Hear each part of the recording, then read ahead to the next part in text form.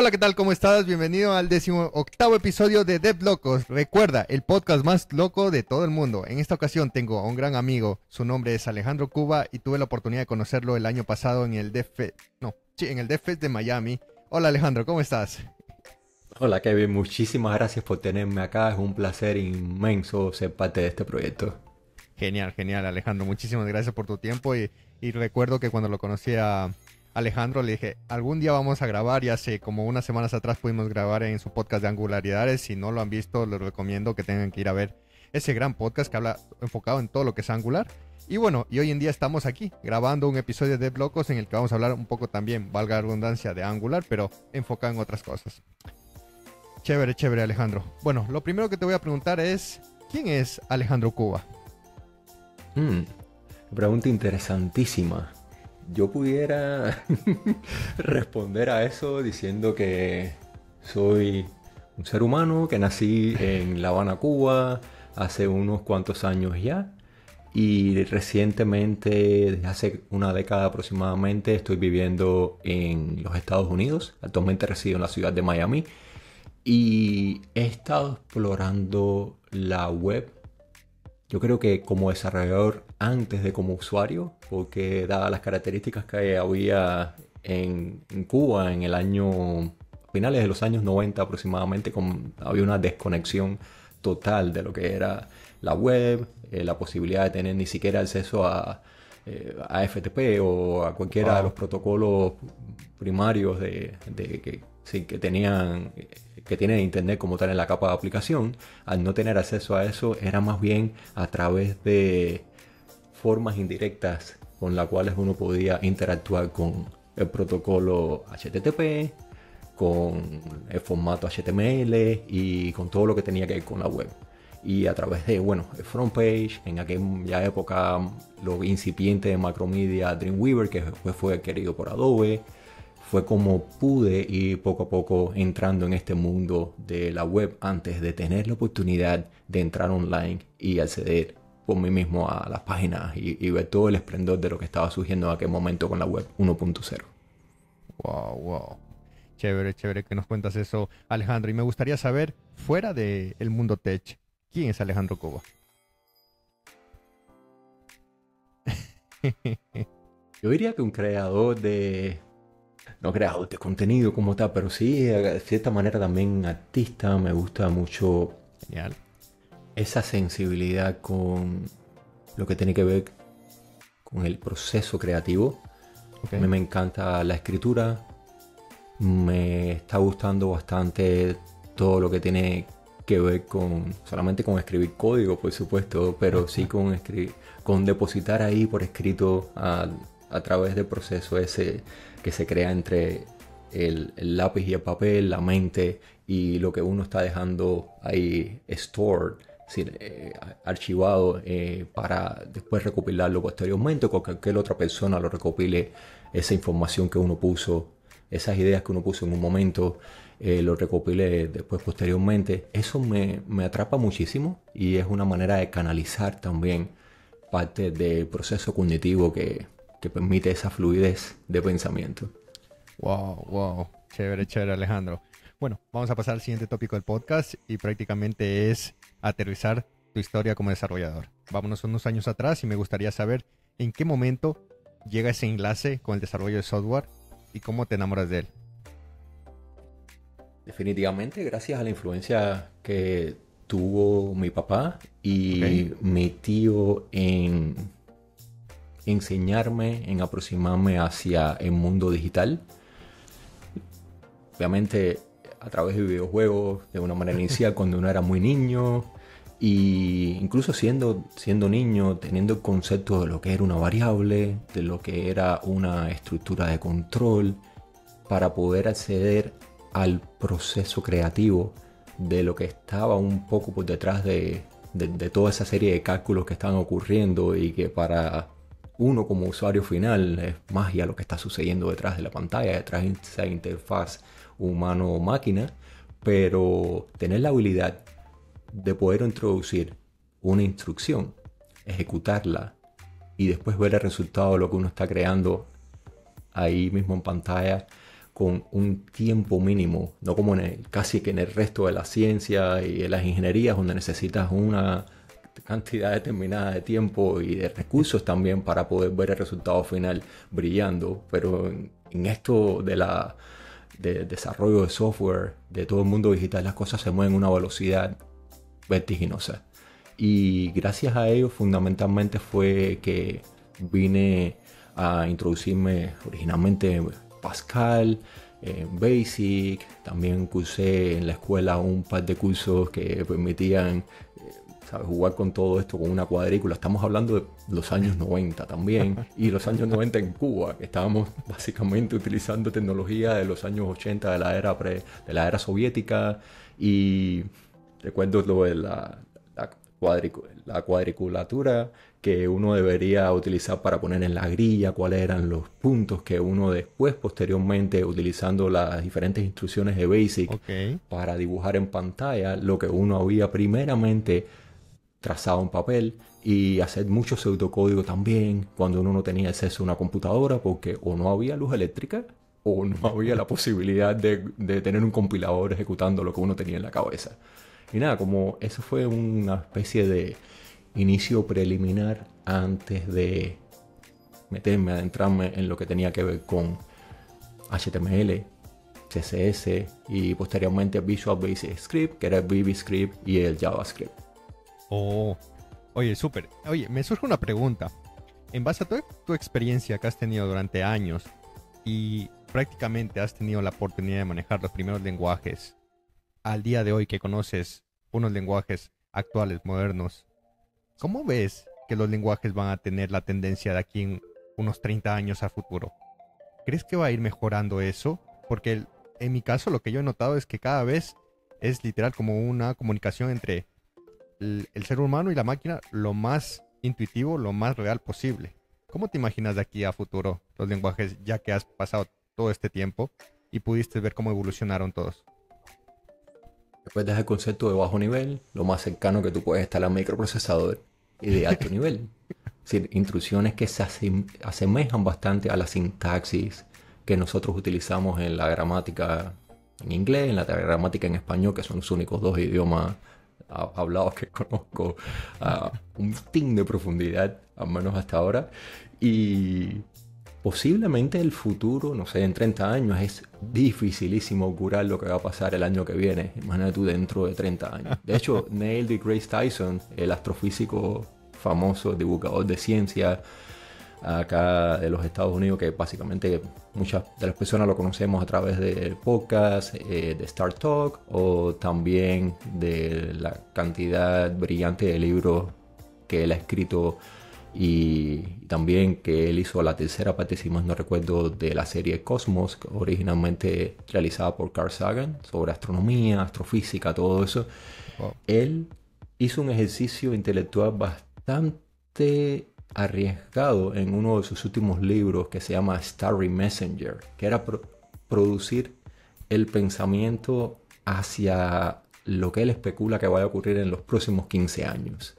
Si yo te dijera que tengo que pasar por una respuesta similar, no 30, pero sí 15 o tal vez 5, yo creo que ese alto nivel al cual hemos llegado a través de los lenguajes de programación modernos, e incluso estos frameworks y metaframeworks que están construidos arriba de lenguajes que ni siquiera tienen el proceso de compilación y el proceso que se acerca a lo nativo, sino están corriendo encima de un browser.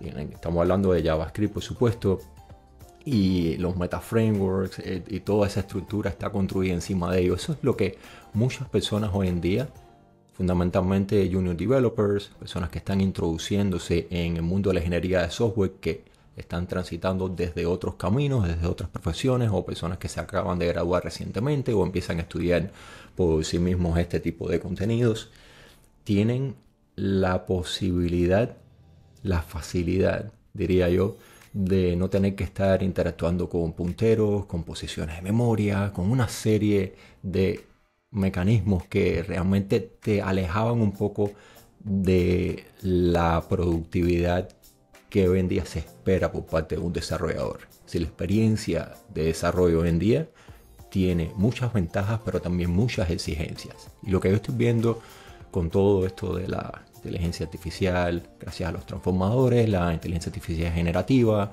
basado en el aprendizaje de máquinas, es que esa conversación, sí, esa declaración, ya sea a través de la programación reactiva o declarativa, imperativa, está aproximando cada vez más a una conversación entre el desarrollador o la desarrolladora de aplicaciones y el mecanismo que va a lograr capturar los requerimientos de alguien que está bien especializado y conoce bien cuáles son los requerimientos del sistema para producir el resultado final en la menor cantidad de tiempo posible y con la menor cantidad de recursos que se pueda. Wow. Tal vez falle en el pronóstico, pero por ahí creo que están viniendo las cosas con Cursor, con un montón de estructuras y de posibilidades que se están abriendo hoy en día. Es complicada también la pregunta porque la tecnología avanza muy rápido y recuerdo que, bueno, la inteligencia artificial existe desde hace muchos años atrás, pero popular se vino, digamos que a nuestro mundo hace unos 3, 4 años atrás y cómo ha cambiado todo y la verdad que eso sigue evolucionando y como tú bien lo dijiste, de aquí en un año, quién sabe qué estaremos, ¿no? No nos imaginábamos que hace un mes iba a llegar una inteligencia artificial y iba a estar a hacerle ahí enemigo con lo que es OpenAI, que era uno de los stars, ¿no? De los rockstars a nivel del AI, ¿no? Entonces sí, sigue evolucionando, entonces siempre como que me surge esa pregunta para ver la perspectiva de los invitados, pero está súper bueno lo que nos acabas de decir. Ahora, tuve yo la oportunidad de conocerte en Miami, como bien lo dije al principio del podcast, justamente en el DevFest de Miami, que se realizó en el Miami Dev. Y me gustaría saber en qué momento de tu vida entran las comunidades a ti. Y hoy en día, bueno, eres uno de los speakers de estas comunidades y bueno, por ahí nos pudimos conocer y hablar en ese momento. Edwin, a mí siempre me gustó el proceso de comunicarme con personas que estuvieran interesados en adquirir conocimiento que ya uno iba teniendo por dos cosas. Uno, obviamente por el carácter comunitario, de lograr ese tipo de conversaciones, ese bien mayor más allá de lo que uno pueda lograr por uno mismo y empezar a crear esa especie de interconexiones, de relaciones, de poder, incluso aprender de las personas que uno está enseñando de alguna manera o ilustrándole algún concepto que uno aprendió. Y segundo, al uno enseñar, al uno promover una serie de conceptos más allá de lo que uno esté pensando por uno mismo, garantiza que se te quede el pensamiento alojado ahí por un largo tiempo comparado con si tú nada más estuvieras leyéndolo o practicándolo por ti mismo y ya. Y dos, tienes que reforzar ese conocimiento y acceder a eso que estás aprendiendo de maneras muy diferentes para poder llegar al punto de hablar sobre él o comunicarlo hacia personas que no tienen todavía un entendimiento, tal vez ni siquiera básico o a un nivel de profundidad que van a lograr después de garantizar ese tipo de conversaciones. Comunidad y reforzamiento del aprendizaje propio de uno mismo. Oh, ok. Oye, y por ahí creo que viene también lo de tu podcast de angularidades, así que coméntame un poquito de eso, cómo inició y por qué quisiste crear, digamos, una vía donde podrías compartir con otros invitados acerca de una tecnología. Sí, aunque no te respondí a fondo a término la pregunta anterior, Angularidades surge, y te lo voy a tratar de mezclar, de converger la respuesta de ambas preguntas. Angularidades surge después de comenzar una serie de, como decir, de renacer en la comunidad después de la pandemia, de estar alejado de los equipos con los que normalmente yo solía interactuar día a día en persona y como que creó una brecha, ¿no? Entre lo que yo necesitaba explorar más conexiones, poder garantizar un flujo constante de mentoría que ya venía ejerciendo cuando vivía, por ejemplo, en Cuba, y que después me detuvo unos cuantos años al principio por el choque cultural, también la brecha, el idioma. Cuando migré para acá a Estados Unidos fue bastante difícil incorporarme poco a poco, aunque asistía a los meetups presenciales, también algunos online, pero como que me mantenía un poco a la sombra de ser proactivo y bastante activo en diferentes comunidades. Y Angular me dio mucho la oportunidad no como plataforma, sino como comunidad de desarrolladores de software, de poder participar en conversaciones que me estaban siendo muy necesarias tanto en lo profesional como en lo personal. Me uno al equipo de Angular Community Meetup, que es el meetup global basado en Salt Lake City, donde también se hace el NGConf, justo antes de que se mezclara el Angular Community Meetup con la organización de NGConf, que hace las conferencias anuales del framework de Angular. Y a partir de ahí empezamos a explorar una serie de proyectos, de ideas para poder llevar el desarrollo profesional de uno a otro nivel. Y bueno, que desembocó también no solamente en la creación, al menos para mí, del podcast Angularidades, donde trato de traer esas voces de Latinoamérica, de España, hacia un público mucho más global que no necesariamente conoce el idioma español. Si a partir de ahí genera resúmenes que pueden ser leídos en idioma inglés acerca de los temas que esos profesionales, esos expertos de esta comunidad hispanohablante puede aportar también a otras comunidades que no dominen nuestro idioma nativo. Y una serie de otras colaboraciones me aproximaron más hacia el equipo central de Angular, y bueno, posteriormente recibí la candidatura a Google Developer Expert en esa categoría como tal de Angular. Wow. Y tengo la gran honor, la gran oportunidad de poder cerrar un poco la brecha hoy en día entre lo que es la comunidad de desarrolladores de Angular y el equipo central que trabaja en el framework. Wow, oye, súper interesante todo esto que nos cuentas. Bueno, otra pregunta que quiero hacerte, y es, en base a tu experiencia, ya nos dijiste que pues, tuviste la oportunidad de topar lo que son de Pascal, y hoy en día entiendo que por lo menos algo de Angular puedes entender en el día de hoy, pero la idea es, ¿cómo ha sido tu trayectoria entre lenguajes de programación durante todos estos años? ¿Cómo ha ido evolucionando?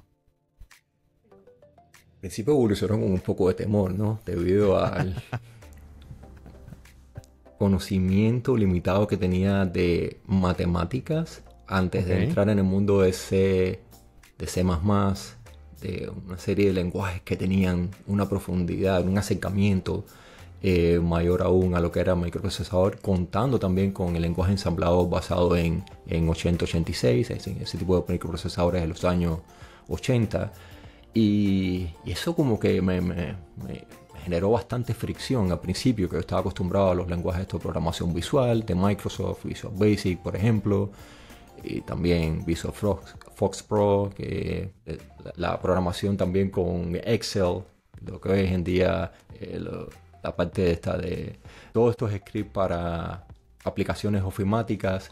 Cuando llegué al punto de mi vida en el que a través de la carrera que estaba estudiando, que es ingeniería informática, tenía que estudiar ya como tal programación un poco más a fondo con estas estructuras de control, tipos de datos basados en conceptos matemáticos que conocemos. Mucho de lo que estamos escuchando esta conversación son, bueno, las listas, los grafos, árboles, binarios, etcétera, y cómo operar con todo este tipo. Me dio un poco como que de ¿sabes? Fricción en el sentido de que, ok, yo tengo la capacidad de poder producir aplicaciones, y aplicaciones que están siendo utilizadas por una cantidad, por los usuarios que están teniendo la posibilidad de poder operar bien con ellas, y entonces tengo que saber toda esta serie de elementos que entonces adicionalmente sumados a un montón de conocimientos de cálculo, a través de asignaturas que eran muy tediosas para mí en un inicio. Eso me generó ese tipo de reacción, y no fue hasta un año después aproximadamente de chocar la Wow. cabeza con todo aquello que no vine a entender que obviamente para poder llegar a un nivel mucho más allá del que uno puede tener utilizando estos lenguajes de alto nivel, uno necesita ir hacia lo que es la base y dominar conceptos que, aunque no utilice uno como desarrollador web día a día, son importantísimos para abrir el espacio mental de poder integrar una serie de soluciones y de elementos que pueden tener la complejidad necesaria que necesitas después en tu vida profesional. Y después Ok. de eso, bueno, retomé de nuevo JavaScript con jQuery, haciendo extensiones también para jQuery, Drupal, con PHP, y desemboqué en Angular, creo que fue en el año 2015, con AngularJS. Ok, ok, súper, súper, Alejo. Oye, Alejo, eh, dijiste algo que creo que es muy importante y me gustaría saber qué consejo le darías a estas personas que están viendo el podcast o lo están escuchando.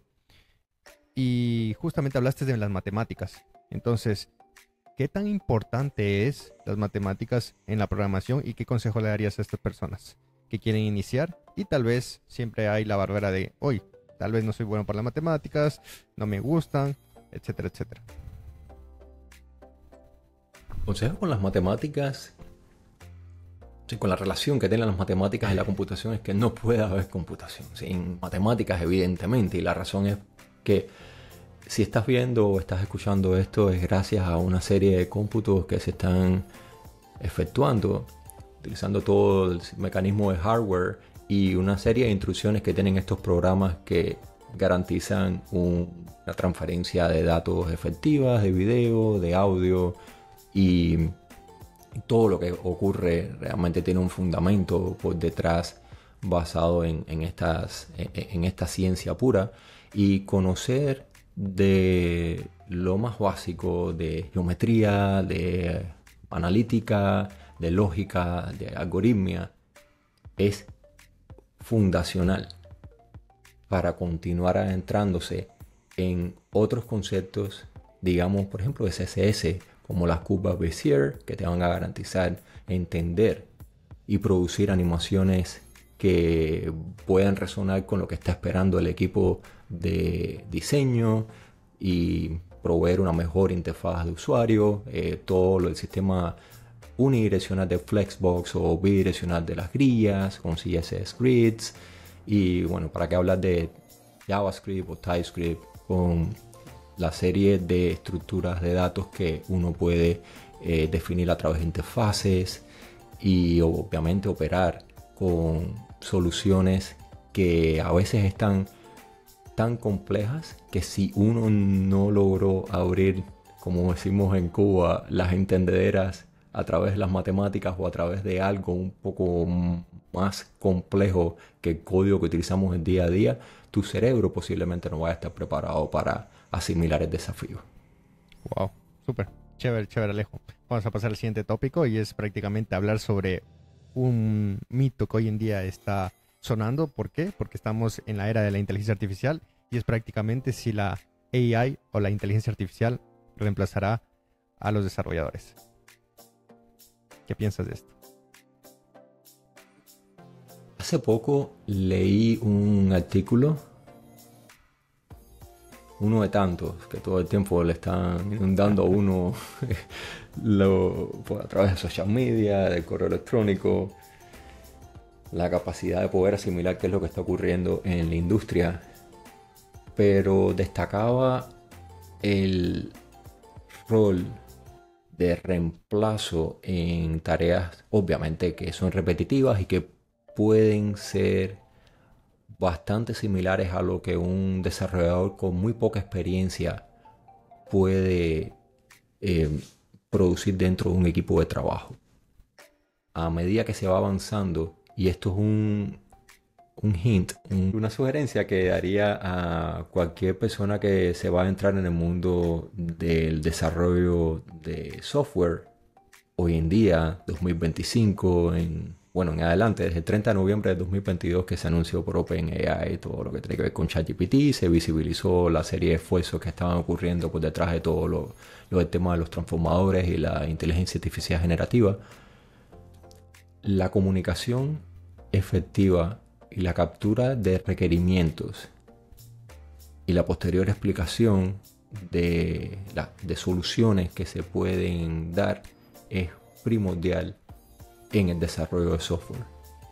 Ya no hay mucho lugar para ser esa persona que solamente puede contribuir al equipo escribiendo, redactando código sin otro tipo de interacciones, o alguien que esté recibiendo solamente órdenes de lo que hay que hacer y no tener esa proactividad necesaria para ser un miembro destacado y tener una posición de liderazgo que, independientemente del nivel que tengas en una empresa, siempre debes tener esa mentalidad de líder, de contribuir de una manera que no sea solamente siguiendo órdenes, sino destacando de muchos otros modos que se pueden dentro de un equipo de trabajo. Esa es la mejor manera de competir con el reemplazo por la inteligencia artificial. Está claro que por reducción de costos, por optimización, va a sufrir mucho va a continuar sufriendo mucho la industria, que ha estado siendo impactada desde hace 2 años para acá, e incluso, después de todo el efecto post pandemia, han confluido una serie de factores, incluyendo obviamente lo del tema de la inteligencia artificial, que hace pensar muchísimo cuán relevantes son las habilidades que uno ha adquirido y continúa adquiriendo durante el camino profesional, para no quedarse en una posición en la que uno pueda ser sustituido, o los skills que uno tiene, las habilidades que uno tiene puedan ser sustituidas al 100%. Cuánto valor uno puede aportar a esos equipos de trabajo más allá de lo que un comando, de lo que un agente, que son tecnologías que van a venir próximamente, que se espera que vengan, puedan generar una serie de código o de arquitectura por uno, y tratar de llevar eso un poco más al plano de lo que es la comunicación entre miembros del equipo, entre los usuarios, los stakeholders, capturar requerimientos y ser muy proactivo en la manera en la que uno tiene este tipo de comunicación dentro y fuera de un equipo de trabajo. Genial, genial, Alejo. Oye, y démosle la vuelta a la pregunta, y me gustaría saber, ¿qué crees que pasará con estas empresas que no se actualicen con la inteligencia artificial en el futuro? Posiblemente no tengan el mismo nivel de productividad que las empresas que sí lo hagan. Eso es lo primero. Y lo segundo, hay movimientos, dinámicas de mercado, competencia, que están intrínsecamente relacionadas a la habilidad de evolucionar junto con una serie de tendencias tecnológicas que ya están bien cementadas. No es un boom de la web 3 que sí, o que si hay que generar una serie de elementos basados en algo que está todavía incipiente, incorporarlos a un equipo. Lo que es la inteligencia artificial generativa tiene mucho poder en producir soluciones que ayudan a agilizar procesos dentro de un entorno de desarrollo de software. Súper, Alejo. Oye, vamos a pasar al tema principal del podcast. Prácticamente es hablar sobre la optimización de aplicaciones Angular en el rendimiento y también para mejorar la escalabilidad. Lo primero que me gustaría es que me digas hoy en día cómo está Angular. Porque sé que en algún momento he escuchado a varios amigos, a varios compañeros de trabajo que han tenido la oportunidad de decir que en alguna versión, no recuerdo cuál, pero una versión creo que pasó a la otra y fue como que destruyó todo y era vuelta a hacer algunas de cero prácticamente. Tengo la oportunidad de haber pasado algo parecido con Swift en su momento en el 2016 con Swift 2 a 3.0. Entonces, coméntame, hoy en día está estable. ¿Recomendarías a las personas que están iniciando en el frontend prueben este framework? En el 2016 sucedió, lamentablemente, debido a una serie de decisiones que no fueron buenas para la adopción y la confianza en el framework de AngularJS a Angular 2, y que todavía estamos de cierta manera sufriendo los efectos Wow. de aquel momento de hace 9 años ya. Y hay un documental buenísimo de Honeypot que está disponible gratis en YouTube. Es 1 hora fascinante, por lo menos para mí lo disfruté muchísimo el documental, aunque hay varias omisiones a partes de comunidades que también han aportado muchísimo a todo el desarrollo de framework. Pero bueno, es una historia que continúa, como mismo dice al final del documental, y que explica bien, con lujo de detalles, cuál es lo que está definido por el equipo de Angular para los próximos años en el roadmap. Angular posiblemente sea, y al menos esa es la intención, el framework que continúen adoptando internamente más de 2.500 aplicaciones dentro del ecosistema interno de Google.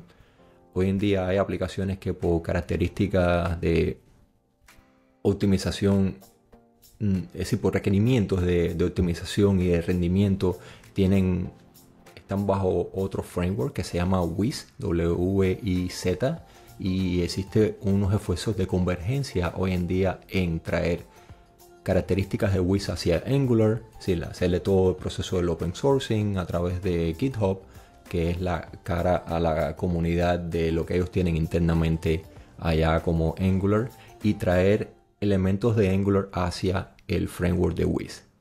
Eso es uno de los elementos que está garantizando todo el impulso, toda la cantidad de recursos destinados por Google al equipo de Angular, y que posiblemente en un futuro no muy lejano, aplicaciones como YouTube, como Google Photos, incluso ojalá en algún punto Google Search, tengan al framework de Angular corriendo por debajo de ellos. Y por supuesto eso va a ser un indicador fuertísimo de la fortaleza que tiene Angular para Google dentro de su ecosistema de aplicaciones, y con las consecuencias correspondientes para el resto de la comunidad de desarrollo.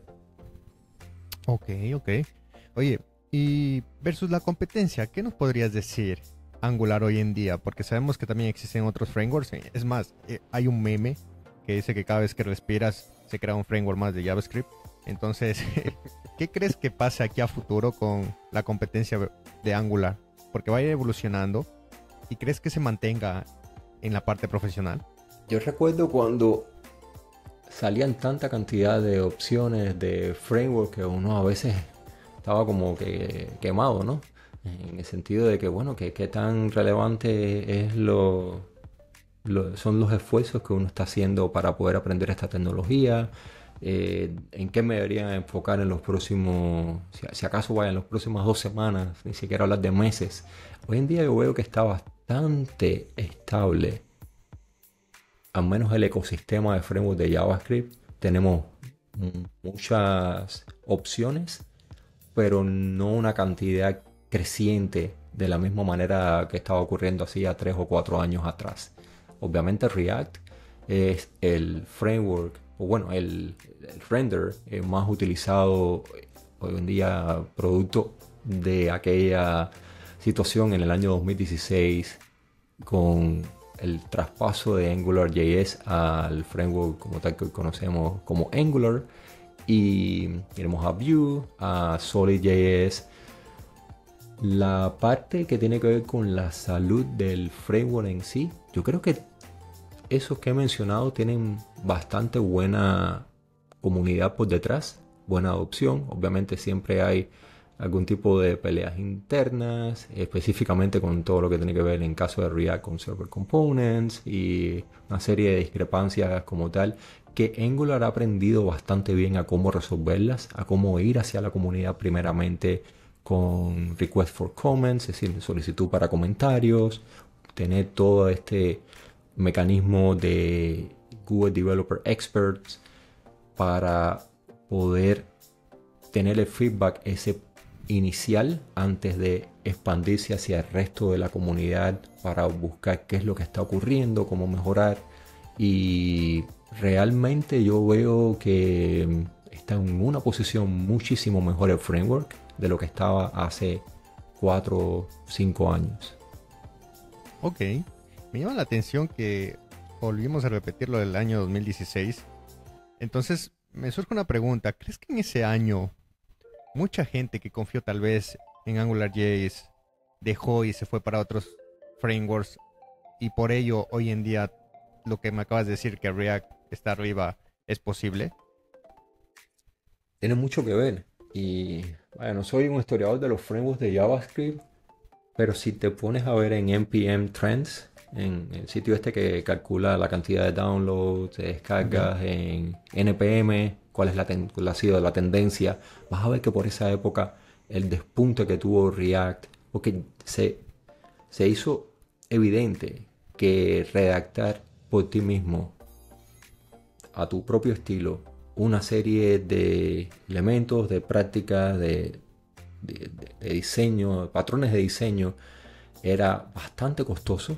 Incluso hacerle un onboarding a alguien nuevo a ese equipo era bien difícil si no estabas utilizando un framework subyacente de JavaScript. De hecho, siguen habiendo muchísimas maneras diferentes de poder redactar aplicaciones web, y tener un framework, una fundación que garantice que varias personas hablen y entiendan el mismo mecanismo para manejo de estados, para todo lo que tiene que ver con el enrutamiento, con la reactividad, hace mucho más fácil la colaboración y la entrega rápida de ese producto final. Y fue Angular uno de los tantos frameworks, en aquella época también estaba Knockout, Ember, Meteor, que hicieron bien popular el concepto del framework basado en JavaScript. Y para el momento en el que ocurrió ese problema, esa disrupción en el entorno de Angular, React estaba siendo una de las promesas alternativas Ok. que, que hizo que, bueno, que hoy en día tenga 7, 8 o 10 veces más adopción que Angular, porque muchos de los proyectos que hoy todavía siguen siendo parte de soluciones empresariales o de alguna serie de proyectos personales fueron basados en un código original que se estableció hace varios años, cuando React Wow. todavía era la promesa, sí, venía satisfaciendo los requerimientos de compatibilidad y de garantizar que no hubiera algo que rompiese completamente el proceso de pasar de una versión hacia la siguiente. Wow. Wow, Alejo. Chévere, chévere que nos contes esto. Oye, y bueno, pasando al siguiente tópico, hablemos sobre el rendimiento y la escalabilidad. ¿Y qué valor agregado crees que tiene Angular al día de hoy versus su competencia para confiar en este framework y poder construir un producto como tal? Yo diría que varios puntos tiene Angular a favor. Uno es que tiene a Google detrás. Google ha Ok. invertido muchísimo en lo que es experiencia de usuario. En mayo del 2020 anunció los Core Web Vitals, es decir, tenemos el bueno, no First Contentful Paint, but Largest Contentful Paint, es el LSP. Tenemos el INP, que es el Interaction to Next Paint, y el CLS, el Cumulative Layout Shift. Los tres miden aspectos primordiales para garantizar que una aplicación tenga ese impacto positivo de primera vista al usuario que está experimentando esa interacción. Tenemos la velocidad de carga de el elemento más grande que va a poder ser parte del proceso final de la ruta de crítica de representación, que hace que todos los bytes y toda la información que está siendo descargada de la red sea procesada por el navegador y después renderizada, pintada, compuesta, ajustada ahí en pantalla para una persona poder interactuar con la página. La parte de la interacción, gracias al INP, y la estabilidad visual que se logra al no tener elementos brincando en pantalla. Google ha invertido muchísimos recursos para lograr que las aplicaciones tengan al menos una manera de medir ese rendimiento que influye directamente proporcional en la experiencia del usuario. Y Angular, siendo parte Si una plataforma como tal dentro de Google tiene ya out of the box, es decir, de manera nativa, es decir, por defecto viene de paquete de fábrica con muchísimos elementos integrados que permiten que sin escribir metadata adicional, sin trabajar con un lazy loading, que normalmente a uno le costaría bastante cantidad de tiempo y de recursos poder optimizar, ya tenga eso como parte de lo que está ofreciendo, de ese value proposition, del valor que le está dando el framework al desarrollador de una aplicación web.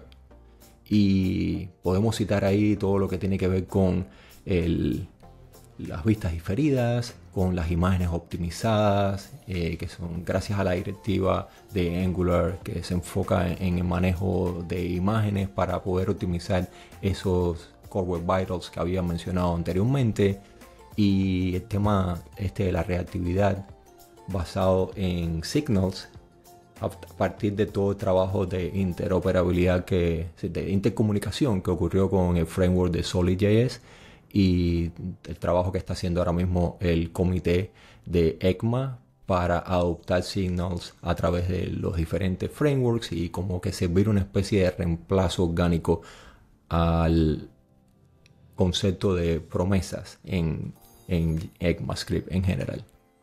Wow, wow. Chévere, chévere. Voy a aprender todo esto acerca de tu conocimiento, y me gustaría también hacerte otra pregunta, que es: ¿qué tan grande o qué tan complicada es la curva de aprendizaje para una persona que ya tiene como base JavaScript y otra persona que tal vez está iniciando en el mundo de la programación? Me gustaría escuchar esto porque hay personas que pueden estar escuchando este podcast y tal vez quieren aprender Angular, o tal vez saben JavaScript con otro framework y quieren aprender también Angular.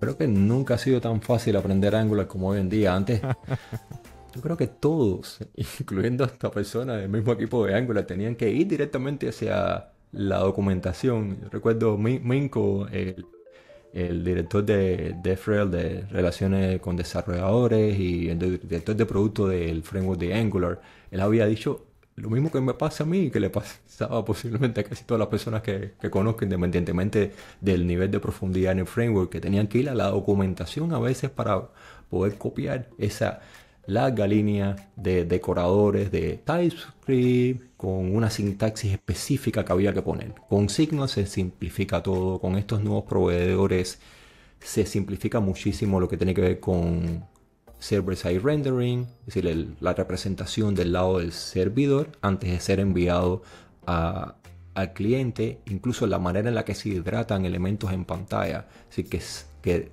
obtienen en tiempo de corrida, es decir, en runtime, información fresca del servidor producida por SSR. Es súper simple de lograr con un llamado a ese proveedor. En el caso de Incremental Hydration, la hidratación incremental. Y con las imágenes optimizadas también es muy fácil, con un conocimiento muy básico, muy limitado de JavaScript, de HTML, de CSS, operar encima de la plataforma del framework, en este caso Angular. Y eso es un recordatorio para no confiarse al 100% de que sabiendo Angular o sabiendo React o Vue, uno conoce a fondo, o al menos uno tiene una estabilidad, una seguridad laboral en el mundo del ecosistema basado en la plataforma web. Es importantísimo bajar de nivel de vez en cuando y saber qué es lo que está ocurriendo por detrás de la fachada esa, qué es lo que está ocurriendo por debajo del nivel del framework, y ir hacia las web APIs, ir hacia la especificación básica que está operando, es decir, que está siendo servida a través de esos frameworks, para entender lo subyacente que permite de una manera tan fácil hacer y lograr cosas en el mundo del desarrollo web hoy en día gracias a estos frameworks de JavaScript. Wow. Oye, súper, súper interesante. Entonces, creo que es hora de que nos pongamos las pilas, creo que todos, y podamos aprender hoy en día Angular para poder ser una tecnología más, ¿no? Chévere, chévere, Alejo. Bueno, vamos a pasar al siguiente tópico y prácticamente es una pregunta que la llevo haciendo en esta segunda temporada de Blocos y es, ¿qué le dirías al Alejandro Cuba de hace 10 años atrás? Kevin, yo sinceramente le diría varias cosas, pero enfocado en el tópico que estamos discutiendo acá, ir directamente a cubrir la parte que habíamos mencionado con anterioridad de una comunicación lo más efectiva posible, de profundizar mucho más rápido en el aprendizaje del idioma inglés para poder superar y poder cerrar esa brecha que al ser una persona que está migrando de un lugar con unas características completamente diferentes del lugar donde uno comenzó a vivir, esos son elementos que chocan bastante y que pueden ser disruptores a la hora de aproximarse hacia las comunidades y de tener esa confianza en uno mismo de poder integrarse lo más rápido y efectivamente posible a equipos de trabajo. Ese sería el mensaje que yo le diría a ese Alejandro del año 2015. Que no tenga temor y que vaya directamente hacia algo que resuene mucho con los principios éticos y los intereses profesionales que obviamente resultaron ser una buena apuesta en el término este de Angular, que gracias a una serie de movimientos que se explican bien en este documental que te había comentado anteriormente, Angular todavía tiene tiempo para poder continuar siendo una buena solución para los desarrolladores web. Genial, genial. Oye, hablaste sobre un tema que es súper importante, que es el inglés. ¿Qué consejo le darías a esas personas que están viendo este podcast o lo están escuchando y tal vez tienen esa barrera que todavía no lo han aprendido o están en camino de aprenderlo, pero les cuesta, ¿no? En base a tu experiencia. Otro componente es componente oral, que para mí es el más difícil. Hay personas que les cuesta más trabajo escribir, que en dependencia de la ruta que uno tomó para irse acercando al idioma, ¿no? Pero en el caso oral, no perder en ningún momento la noción de que la otra persona, el intercomunicador o la intercomunicadora, quiere comunicarse contigo. Asistir lo más posible a oportunidades que te garanticen, aunque sea con mucha dificultad en un inicio, de poder tener una conversación inicialmente incipiente y después poco a poco que se vaya adentrando más en el tópico que uno quiera lograr tener efectividad a la hora de comunicarse. Y va a llegar el punto en el que a lo mejor te comunicas bien acerca de conversar sobre Android o sobre Angular o ChatGPT, qué sé yo, pero después te vas al supermercado y quieres mencionar el nombre de algunas cosas, de algunas comidas o de ingredientes que necesitas en inglés y estás en blanco completamente porque no has logrado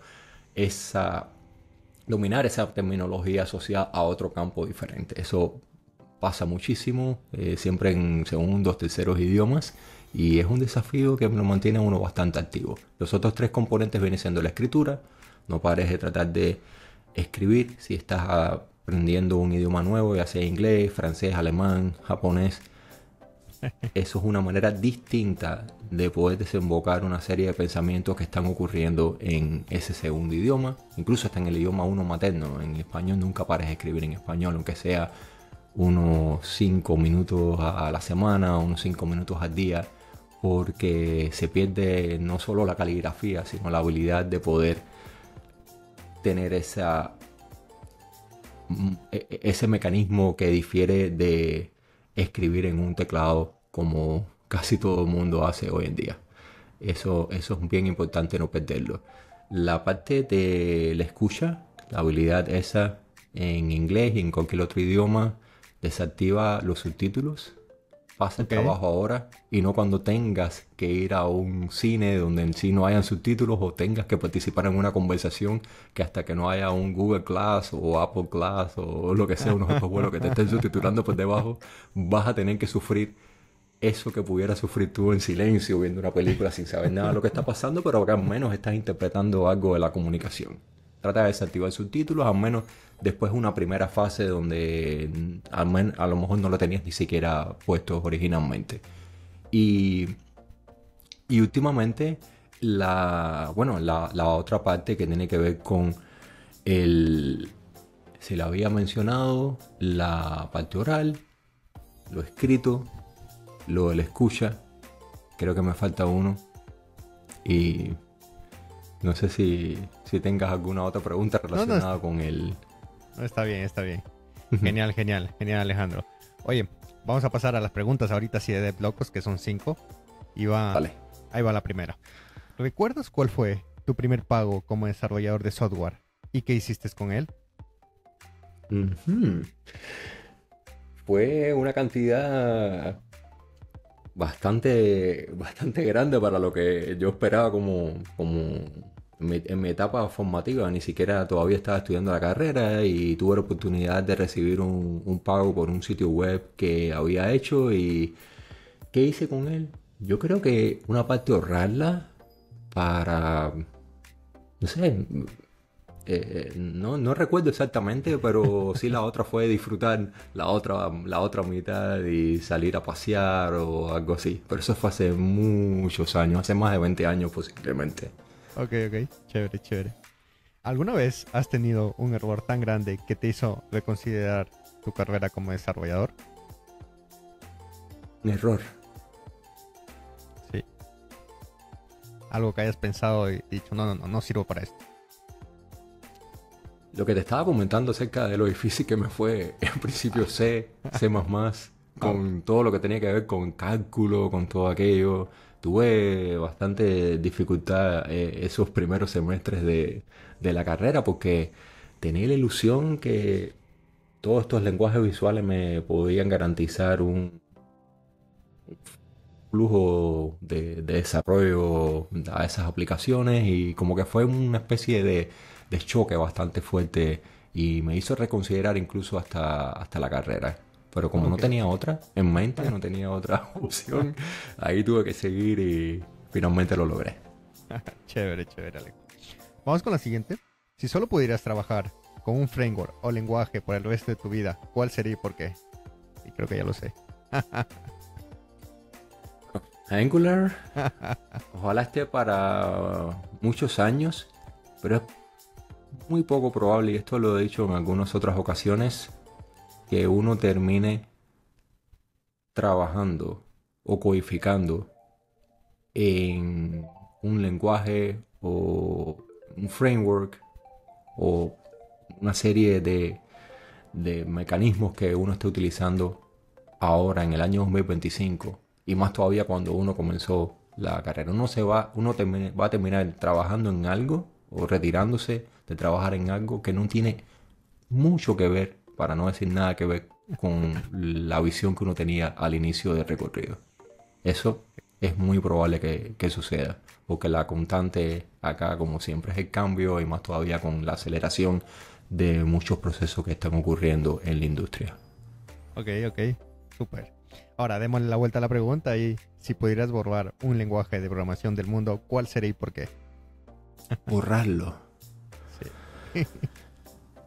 Cuidado. Qué pregunta más interesante, ¿no?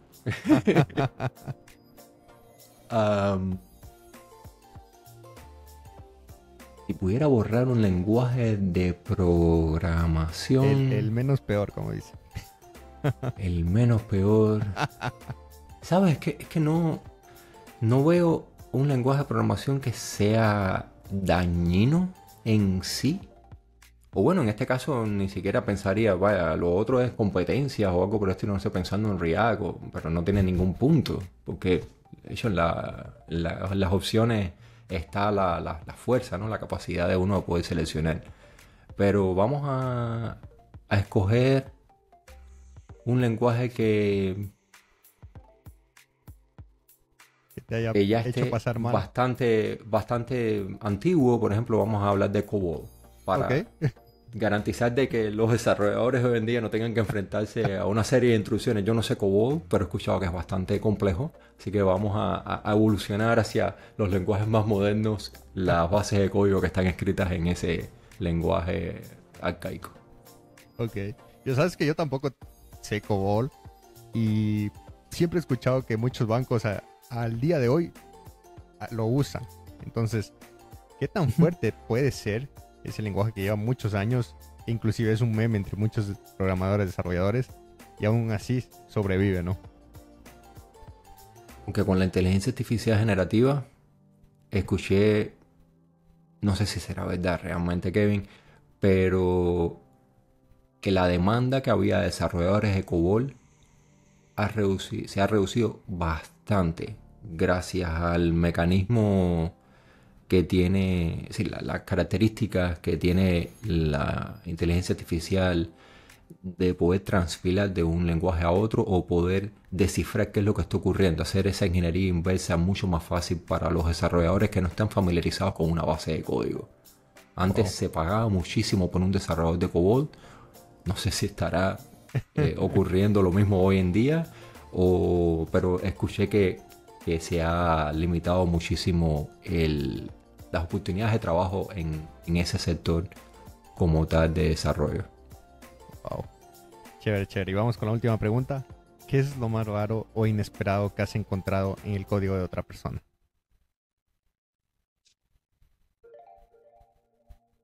Estructuras severamente anidadas, estructuras de control condicionales. Una serie de...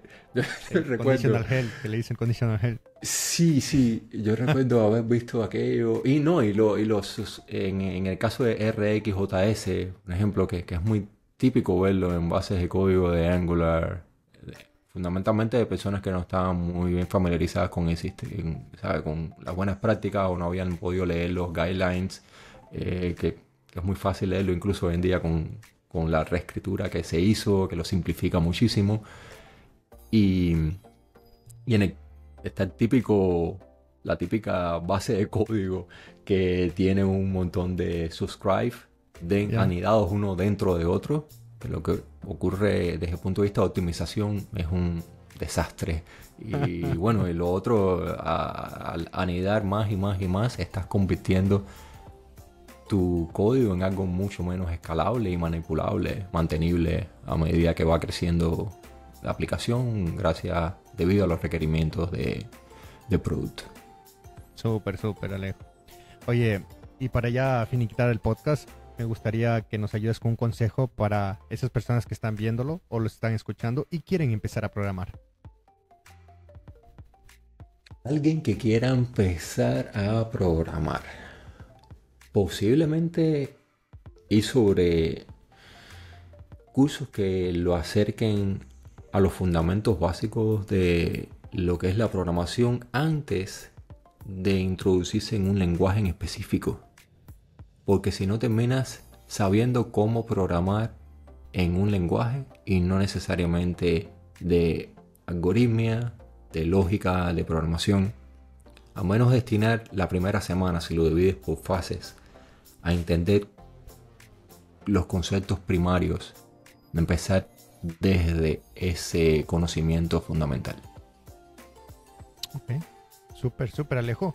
De verdad, muchísimas gracias por haber estado en el 18º episodio de Devlog, pues, de la segunda temporada. Por último, me gustaría que nos des tus redes sociales o dónde te podemos contactar. Estoy en Blue Sky bajo alejandrocuba.com. Puedes introducir mi nombre ahí o también en LinkedIn. Estoy accesible a cualquier pregunta que tengan. Por Angularidades nos podemos ver. También a través del blog ngconf, donde también en español produzco contenido para que personas que no están familiarizadas con algunos de los elementos del framework tengan la posibilidad de leerlo lo mismo en inglés que en español. Ahí nos podemos ver por medium.com y bueno, YouTube también tiene la plataforma por la cual tengo la oportunidad grandísima de entrevistar personas súper talentosas como tú que garantizan que uno tenga siempre esa capacidad de poder continuar teniendo conversaciones que ayudan muchísimo no solamente a las personas a las cuales uno le está brindando el contenido, sino a uno mismo a enriquecer el conocimiento. Genial, genial, Alejandro. Oye, de verdad, reitero el agradecimiento por haber estado en el 18º episodio de Devlocos Y a la audiencia, muchísimas gracias por este episodio y nos vemos en el próximo. Hasta luego. Bye. Hasta luego. Chao.